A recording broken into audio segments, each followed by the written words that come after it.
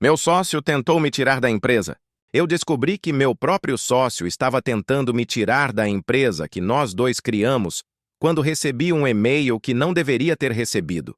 Era um contrato novo, mas tinha um detalhe estranho. Meu nome não estava nele. Eu e o Daniel abrimos aquela empresa 3 anos antes. Começou pequeno. 2 computadores usados, uma sala minúscula e muita madrugada trabalhando. Nos primeiros meses, a gente fazia tudo: atendimento, marketing, entrega, financeiro. Era caótico, mas funcionava. Com o tempo, os clientes começaram a aparecer. A empresa começou a crescer. Contratamos 2 pessoas, depois 5, depois 10. E, em algum momento no meio disso tudo, as coisas começaram a mudar. No começo, eu achei que era só cansaço. Crescimento rápido traz estresse, discussões, decisões difíceis. Mas olhando para trás agora, eu consigo ver exatamente quando o comportamento dele começou a mudar. Foi quando começamos a fechar contratos maiores, clientes importantes, mais dinheiro entrando. Foi nesse momento que Daniel começou a centralizar coisas. Reuniões que antes fazíamos juntos, ele começou a fazer sozinho.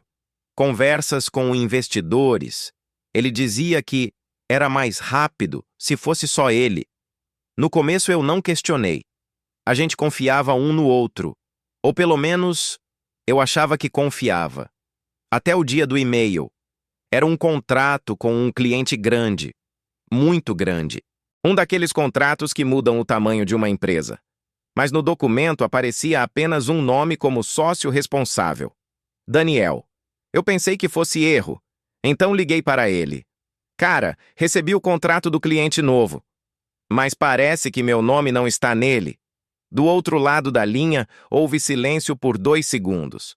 2 segundos longos demais. Ah, isso. Algo no tom dele já estava errado. O que tem isso? Ele suspirou. Eu estava esperando falar com você sobre isso pessoalmente. Meu estômago apertou. Falar o quê? Ele demorou para responder. A empresa está crescendo muito rápido, e algumas decisões precisam ser mais centralizadas. Agora eu estava completamente confuso. Centralizadas como? Ele respondeu de forma calma demais. Como liderança principal. Silêncio. Você quer dizer... Você?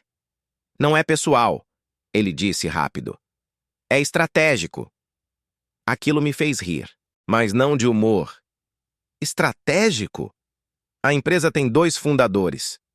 Sempre foi assim, ele respondeu. Foi assim até agora. A frase caiu como uma pedra. Até agora?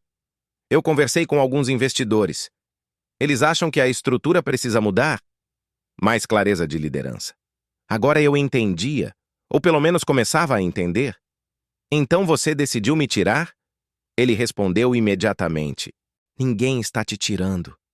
Você ainda teria participação. Meu peito ficou frio. Participação? Sem poder? Ele não respondeu. E naquele momento eu percebi algo que me deu um choque. Meu sócio não estava pensando em me tirar da empresa. Ele já tinha começado o processo. E o e-mail que eu recebi por engano, provavelmente era algo que eu nem deveria ter visto ainda. Depois que ele disse aquilo, que eu ainda teria participação, o silêncio tomou conta da ligação. E foi um silêncio estranho. Porque quando alguém realmente acha que está fazendo a coisa certa, normalmente tenta explicar, justificar, convencer. Mas o Daniel não fez nada disso. Ele apenas esperou, como se aquela decisão já estivesse tomada há muito tempo. Participação sem poder não é sociedade, eu disse finalmente. Ele soltou um suspiro. Você está vendo isso da forma errada. Então explica da forma certa. Ele demorou alguns segundos. A empresa chegou em um ponto em que precisa de uma liderança clara. Investidores gostam disso. Estrutura simples. Um CEO. Agora a conversa começava a fazer sentido. E você decidiu que esse CEO seria você. Eu já estava assumindo muitas dessas responsabilidades, ele respondeu. Naturalmente, naturalmente. A palavra ficou ecoando na minha cabeça, porque nada daquilo parecia natural. Parecia planejado, muito planejado. Quem são esses investidores? Perguntei. Ele hesitou. Algumas pessoas interessadas em entrar com capital. E você conversou com elas? Sem mim? Foram conversas iniciais. Nada definitivo. Eu ri baixo. Exceto a parte em que você já está mudando contratos para tirar meu nome. Ele respondeu rápido. Isso é temporário. Só para simplificar negociações. Agora a irritação começou a aparecer de verdade. Simplificar para quem? Silêncio. Daniel, nós dois fundamos essa empresa.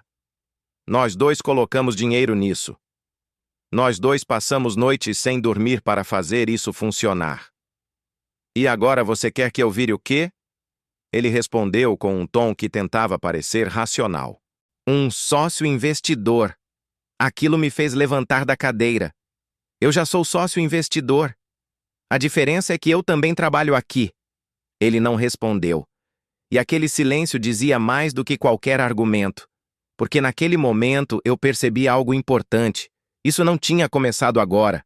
Provavelmente ele vinha conversando com investidores há meses. Talvez mais. Talvez desde o momento em que os números da empresa começaram a crescer. Oh, há quanto tempo você está planejando isso? Perguntei. Ele respondeu rápido demais. Não é um plano. É a evolução da empresa. Há quanto tempo? Repeti. Mais silêncio. E aquele silêncio confirmou tudo. Você percebe como isso parece? Eu disse. Parece que você esperou a empresa crescer. Para tentar me tirar dela. Ele respondeu com uma calma irritante. Ninguém está te tirando. Você continuaria ganhando dinheiro. Eu balancei a cabeça, mesmo sabendo que ele não podia ver. Você realmente acha que isso é sobre dinheiro? Ele não respondeu. Porque talvez ele realmente achasse.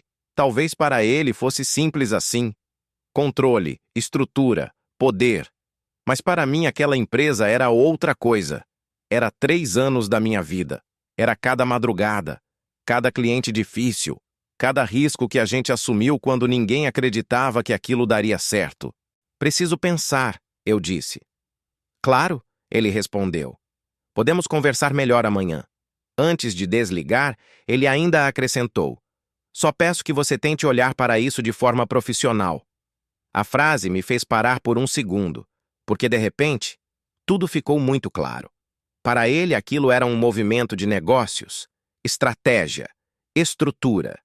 Mas para mim havia algo que ele parecia ter esquecido completamente. Antes de sermos sócios, antes de sermos empresários, nós éramos amigos. E naquele momento eu percebi algo que me deixou mais inquieto do que qualquer contrato. Se ele teve coragem de fazer tudo isso pelas minhas costas, então provavelmente aquela não era a única coisa que ele já tinha preparado sem eu saber. Depois que desliguei a ligação com o Daniel, fiquei alguns minutos parado no meio do escritório. O lugar estava vazio. A maioria da equipe já tinha ido embora. Só o som do ar-condicionado e das luzes fluorescentes preenchia o silêncio. 3 anos. Eu olhei ao redor da sala. Cada mesa ali tinha uma história. A primeira mesa que compramos usada. O quadro branco cheio de ideias malucas do primeiro ano. A pequena sala de reunião que montamos quando finalmente tivemos dinheiro para algo além de cadeiras dobráveis. Tudo aquilo tinha sido construído por nós dois. Mas pela primeira vez, eu me perguntei se talvez ele nunca tivesse visto aquilo da mesma forma que eu. Porque para mim, aquela empresa sempre foi uma parceria. Para ele, talvez fosse apenas um projeto que ele queria controlar. Naquela noite eu não fui direto para casa. Em vez disso, abri meu computador. Se Daniel estava preparando mudanças na estrutura da empresa, eu precisava entender exatamente o que já tinha sido feito. Comecei revisando documentos, contratos antigos, acordos de sociedade, planilhas financeiras, e então encontrei algo que fez meu estômago apertar. Um e-mail interno, enviado 2 semanas antes, do Daniel para nossa gerente administrativa. O assunto era simples. Atualização de estrutura societária. Eu abri e ali estava, um rascunho de reorganização da empresa. No documento, Daniel aparecia como CEO e sócio majoritário operacional. Meu nome ainda estava lá, mas em uma posição completamente diferente. Sócio não operacional, ou seja, alguém que tem parte da empresa, mas não participa das decisões. Meu peito ficou pesado. Aquilo não era apenas uma ideia, era um plano real. E ele já tinha começado a movimentar pessoas dentro da empresa. Continuei lendo. Havia também uma lista de possíveis investidores. 3 nomes. Um deles eu reconheci imediatamente. Um empresário que tínhamos tentado contatar meses atrás, mas que nunca respondeu quando falamos juntos. Agora fazia sentido. Talvez ele tivesse respondido, só que diretamente ao Daniel. Passei a mão no rosto. A sensação não era só de raiva. Era algo mais complicado. Traição misturada com surpresa, porque Daniel sempre foi ambicioso, mas eu nunca imaginei que ele fosse capaz de fazer algo assim pelas minhas costas. Então encontrei outra coisa. Um calendário compartilhado. Reuniões marcadas nas últimas semanas. Apresentação estratégica. Discussão de investimento. Reestruturação de liderança. Nenhuma dessas reuniões estava no meu calendário. Todas organizadas por ele. Todas sem mim. Foi nesse momento que percebi algo que me deu um frio na barriga. Se ele estava preparando tudo isso há semanas, então provavelmente ele também estava preparando a narrativa. Explicando para investidores. Talvez até para a equipe. Quem ele era dentro da empresa. E quem eu era. Eu fechei o laptop devagar. Porque agora a pergunta já não era mais se Daniel estava tentando me tirar da empresa. A pergunta era outra. Até onde ele já tinha ido com esse plano? E, principalmente, quem mais dentro da empresa já estava do lado dele? Sem eu saber. Na manhã seguinte, eu cheguei ao escritório mais cedo do que o normal. Muito mais cedo. Queria ver o ambiente antes que o Daniel chegasse. Antes que qualquer reunião começasse. Antes que qualquer narrativa continuasse sendo construída. O escritório ainda estava quase vazio. Só a Júlia, nossa gerente administrativa, estava lá. Ela levantou os olhos quando me viu. Nossa, você chegou cedo hoje. Eu tentei parecer normal. Não consegui dormir muito. Ela sorriu de leve e voltou para o computador. Por alguns segundos fiquei pensando se deveria falar algo. Mas então decidi perguntar diretamente. Júlia, posso te perguntar uma coisa? Claro. O Daniel comentou algo com você sobre mudanças na estrutura da empresa? Ela hesitou. Apenas por um segundo. Mas foi o suficiente. Ele mencionou algumas ideias. Ela respondeu. Ideias como? Ela parecia desconfortável agora. Sobre crescimento. Investidores. Estrutura de liderança. Eu assenti devagar. Ele falou sobre me tirar das decisões? Agora ela ficou completamente sem graça. Eu achei que vocês dois já tinham conversado sobre isso. Aquilo confirmou tudo. Daniel não estava apenas planejando. Ele estava apresentando aquilo como algo inevitável, provavelmente dizendo que eu já estava ciente. Obrigado pela honestidade, eu disse. Voltei para minha sala e fiquei esperando. Daniel chegou por volta das 9h30, como sempre, confiante, café na mão. Quando me viu na sala, ele abriu um pequeno sorriso. Bom dia. Bom dia, respondi. Ele entrou e fechou a porta. Então, pensou no que conversamos ontem? Eu assenti. Pensei. Ele sentou na cadeira à minha frente. E? Eu o encarei por alguns segundos. Você já contou para a equipe? O sorriso dele diminuiu um pouco. Não exatamente. Daniel. Eu vi os e-mails. Silêncio. Agora ele sabia que o jogo tinha mudado. Eu estava preparando o terreno, ele disse finalmente. Para não criar confusão, eu ri. Confusão? Você tentou mudar a estrutura da empresa pelas minhas costas. Isso já é confusão. Ele cruzou os braços. Você está reagindo emocionalmente? Não, eu respondi. Estou reagindo realisticamente. Eu abri uma pasta sobre a mesa. Dentro estavam alguns documentos que revisei na noite anterior. Você esqueceu de um detalhe importante. Ele franziu a testa. Qual? Empurrei os papéis na direção dele. Nosso acordo de fundação. Ele olhou rapidamente. Depois o rosto dele mudou. Isso não significa... Significa exatamente isso. No contrato que assinamos 3 anos antes, havia uma cláusula simples. Nenhuma mudança estrutural na liderança da empresa poderia acontecer sem aprovação dos 2 fundadores. Ou seja, sem mim. Daniel ficou em silêncio por alguns segundos. Depois suspirou. Isso pode ser renegociado. Talvez, respondi. Mas não depois que você tentou fazer tudo escondido. Ele me encarou. Agora sem aquele tom confiante de antes. O que você quer, então? Eu pensei por um segundo e respondi algo que ele claramente não esperava. Transparência. Silêncio. Se a empresa vai crescer, se investidores vão entrar, então nós 2 decidimos juntos. Ele ficou me observando, provavelmente tentando entender se eu estava blefando, mas eu não estava, porque naquele momento eu já tinha entendido algo importante. Daniel achou que podia me tirar da empresa porque acreditava em 2 coisas. Primeiro, que eu não perceberia o que ele estava fazendo. Segundo, que quando percebesse, já seria tarde demais. Mas ele cometeu um erro. Ele esqueceu que aquela empresa não foi construída apenas com a ambição dele. Ela também foi construída com o trabalho e as decisões que eu tomei desde o primeiro dia. E algumas dessas decisões, como aquele contrato que assinamos no início, foram exatamente o que impediram que ele pudesse simplesmente me apagar da empresa que nós 2 criamos. Depois daquela conversa na minha sala, as coisas mudaram de forma silenciosa dentro da empresa. Daniel não discutiu, não levantou a voz, mas eu consegui ver no rosto dele que o plano tinha sido interrompido. Não destruído, interrompido. E isso fazia toda a diferença.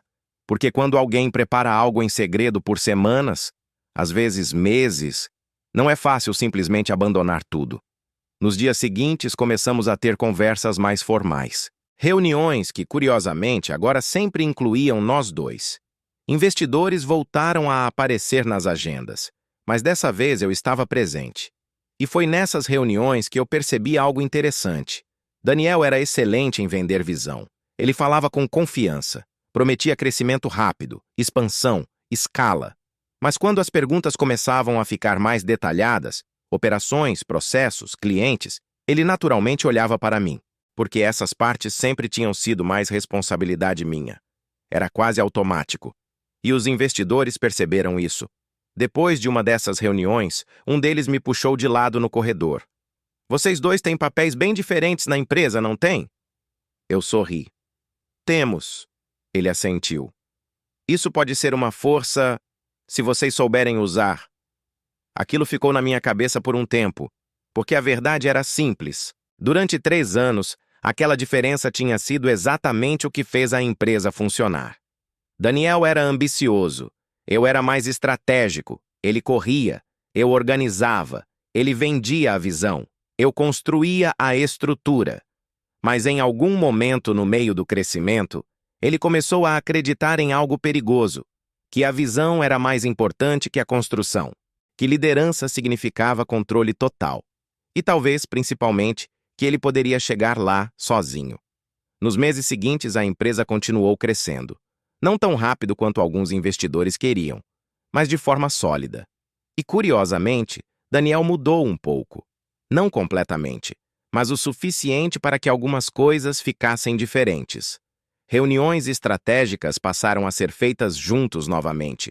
Decisões grandes passaram a ser discutidas antes. E mais importante, a narrativa dentro da empresa mudou.